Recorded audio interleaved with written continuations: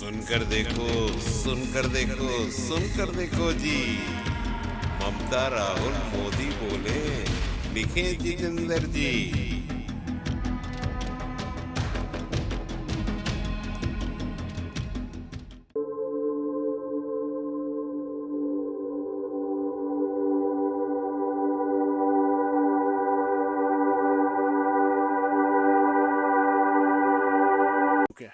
मोदी जी देश को झूठ बोलना बंद करें, देश की सेनाओं के साथ झूठ बोलना बंद करें।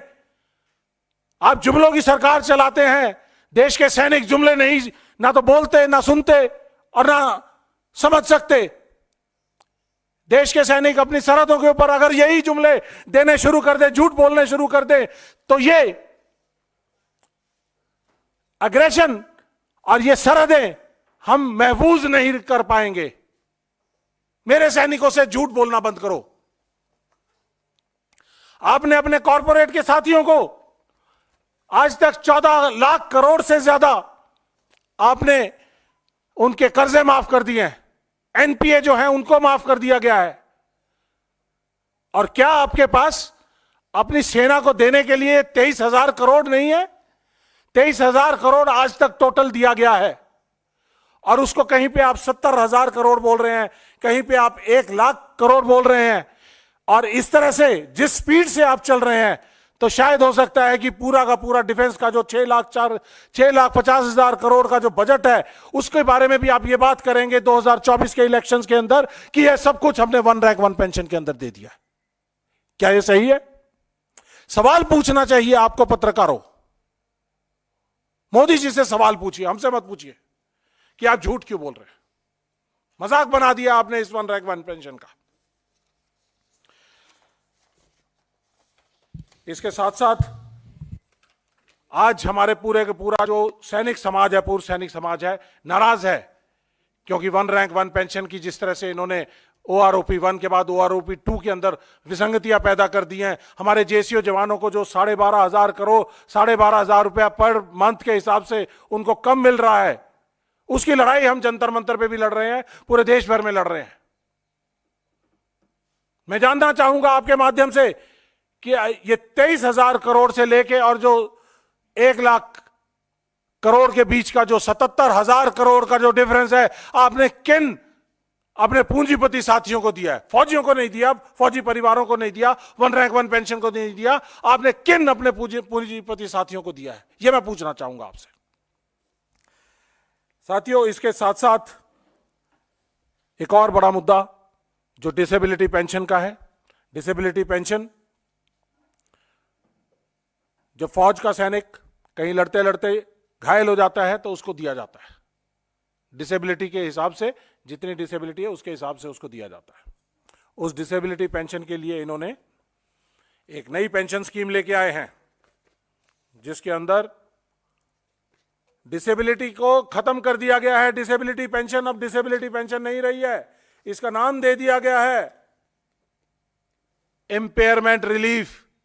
और इसके अंदर यह कहा है कि यह डिसेबिलिटी पेंशन अब डिसेबिलिटी नहीं है। और यह बोलते हैं जो डिसेबल्ड सोल्जर को जो पेंशन मिलती है उसके लिए उन्होंने लिखा है, this is not a pension and shall cease upon the demise of the recipient. अगर सैनिक को पेंशन मिल रही थी, डिसेबिलिटी पेंशन, तो डिसेबिलिटी पेंशन मिलने के बाद अगर उसको उसका देहांत हो जाता है तो उसके परिवार को उसके पूरी पेंशन मिलती रहती थी। फैमिली पेंशन के तौर पे उसको 40% कम किया जाता था। लेकिन आज उसको ये डिसेबिलिटी पेंशन का जो पोर्शन है वो 0 हो जाएगा।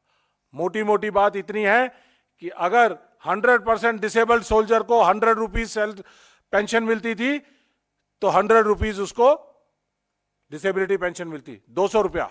और जैसे ही उसका देहांत हुआ तो यह पेंशन 200 रुपए से घट के सिर्फ 50 रुपए मात्र रह जाएगी। 150 रुपए मोदी साहब इस पेंशन से निकालकर अपने पूंजीपति साथियों को देंगे। ये पेंशन पॉलिसी है। यह है मोदी जी का देश प्रेम, सेना का प्रेम, राष्ट्रवाद। पहले ये जो डिसेबिलिटी पेंशन थी इनकम टैक्स के परव्यू से बाहर थी। अब क्योंकि ये डिसेबिलिटी पेंशन ना रह के इंपेयरमेंट रिलीफ है, तो ये इनकम टैक्स के दायरे में भी आ गई। तो जो 200 रुपए पेंशन मिलती थी तो उसके ऊपर 30% टैक्स लग के उसको सिर्फ मात्र 140 रुपए मिलेंगे। ये फर्क है।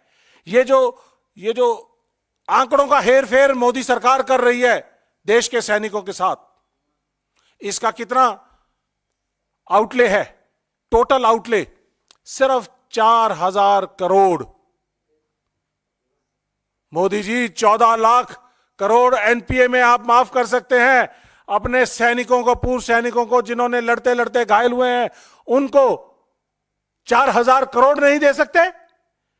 उस 4,000 करोड़ की लूट करने के लिए आपने नई पेंशन पॉलिसी निकाली है और इसको डिसेबिलिटी पेंशन को खत्म करने का काम किया है। शर्म आती है मुझे आप पे, आपके राष्ट्रवाद पे शर्म आती है, आपके सेना के प्रेम के ऊपर शर्म आती है। आपको कोई अधिकार नहीं कि आप सियाचिन में जाकर, कारगिल में जाकर, दराज में जाकर हमारे सैनिकों के साथ होली और दिवाली मनाएं। नहीं चाहिए ऐसी होली और दिवाली आपके साथ। हमें चाहिए तो सेना के घायल साथियों का सम्मान चाहिए, उनके परिवारों का सम्मान चाहिए। हमें 1 रैंक 1 पेंशन चाहिए। और इसका एक और पहलू, जो डिसेबिलिटी पेंशन्स किसी सैनिक को मिल रही थी उसके खिलाफ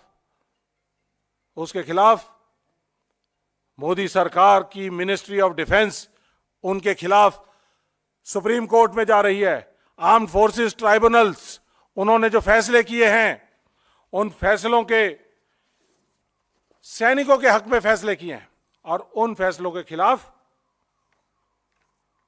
पीआईएल अभी दायर की गई है।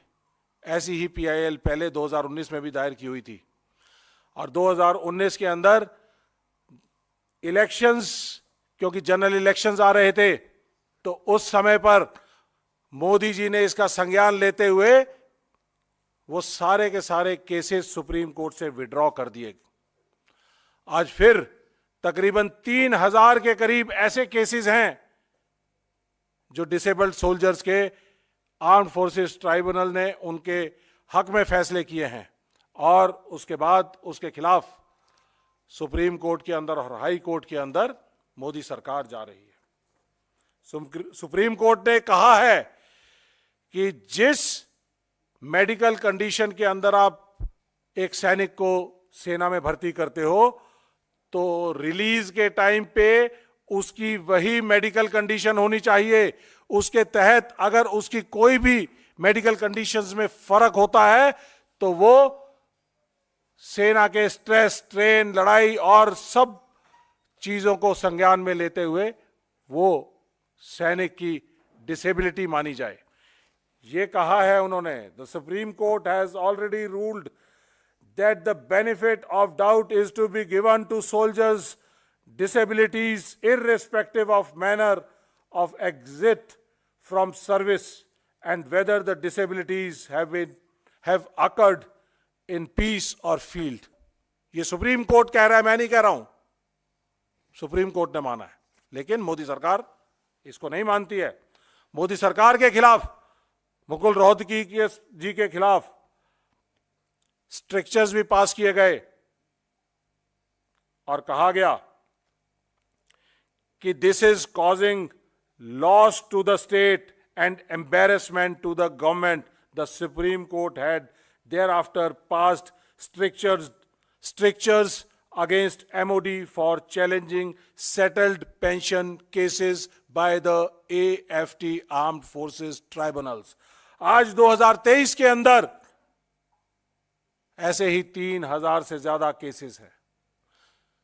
मोदी सरकार, आपको मैं यहां से आपके माध्यम से कहना चाहूंगा कि इनको तुरंत प्रभाव से वापस किया जाए और सोल्जर्स को सम्मान दिया जाए। आखिर में एक और बड़ा मुद्दा है, जो सोल्जर्स हमारे देश की सेवा करके वापस आते हैं, रिटायर्ड हो जाते हैं, उनको मेडिकल स्कीम है, एक्स सर्विसमैन